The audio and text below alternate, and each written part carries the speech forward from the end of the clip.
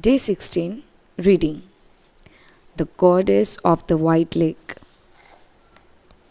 Bharat, one of the 100 sons of the first Tirthankara, ruled the kingdom of Ayodhya, while Bahubali, the youngest of the son, got Podanpur. One day, when he was in the armory, Bharat saw a rotating circle disc that seemed to point in a certain direction. When he spoke to the astrologers of the kingdom about his observation, they said, "This is an indication that you will rule the earth and become an emperor." In time, it seemed that the prediction was coming true as Bharat fought many wars and expanded his kingdom with the aid of the disc, which pointed the way to him on his journey. One day, Bharat was returning to Ayodhya after one such war, anticipating that he was close to becoming an emperor, when suddenly the disc stopped rotating. Bharat knew that this was an indication of something important and sent inquiries to various scholars and astrologers. Finally, he was told, "The disc has stopped because you also need your 99 brother to submit to you. Only then can you proceed on your quest to be an emperor." So Bharat sent a royal letter to all his brothers, informing them that they must either submit to him or wage war against him to determine the winner. 98 of his brothers were absolutely displeased when they received the communication. For the sake of his ego and land, Bharat was calling his own brethren to battle. Given the limited resources, the 98 brothers decided to give him their share of the kingdom and left. Bahubali, however, refused to submit and surrender his share of the kingdom. Since he was a tall and strong warrior, he sent a message to Bharat, "Come, brother, let's fight. Just the two of us. I don't want either of our subjects to be innocent victims, so let's keep this between us." Bharat agreed, and the two met on the battlefield. The brother engaged in 3 kinds of tournaments: Mallayudh, wrestling; Jallayudh, battle in water; and Drashtiyudh, staring at each other. Bharat was equal to Bahubali in skill, but Bahubali used the advantages of his height to defeat Bharat in the Jallayudh and the Drashtiyudh. When he won, Bahubali knew that he would be crowned emperor, the lord of many kingdoms. But the rush of power faded away just as quickly as it had come. "I don't need this kingdom," he thought. "Look at us. The love of land and power has turned us into mortal enemies." With that intense realization, Bahubali gave away all that he had won to Bharat and left to meditate and perform a penance in the search for ultimate bliss. He became a Digambar Jain monk and gave away all his clothes, money, and ornaments.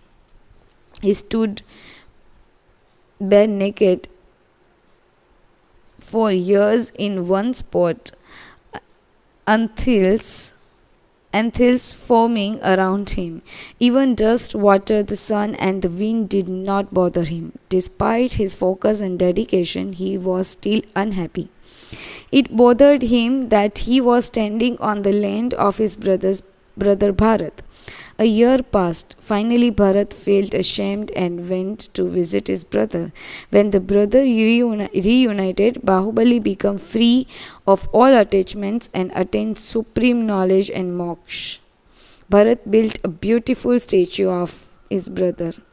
History differs from this account. This single-stoned 58-foot granite statue of Bahubali or Gomteshwar is located on top of Vindhyagiri hill in Shravanabelagola in the Hassan district of Karnataka. It was built by the great Jain Prime Minister of the Ganga dynasty, Chamundarai, and it presents detachment from worldly life. It is one of the rare statues that depicts Bahubali having a calm expression.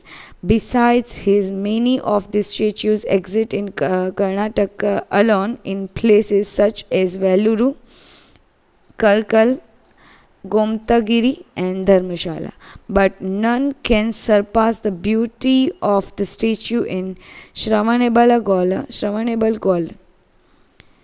Owing to this very beautiful, Chamundarai began regarding himself as the greatest man on earth. His perspective and ego thus dominated all his future work. One day the statue was washed with milk and water, and Chamundarai ordered drum of milk for the ceremony of Abhishek or the anointment of the statue. He was surprised to learn that despite drum after drum of milk being poured one on the statue, the milk would not flow past Bahubali's hips. What was wrong? No matter how much the priest tried, the result remained the same, and the ceremony of Abhishek remained incomplete. Just then, Chamundarai saw an old lady walking past with a small container of milk.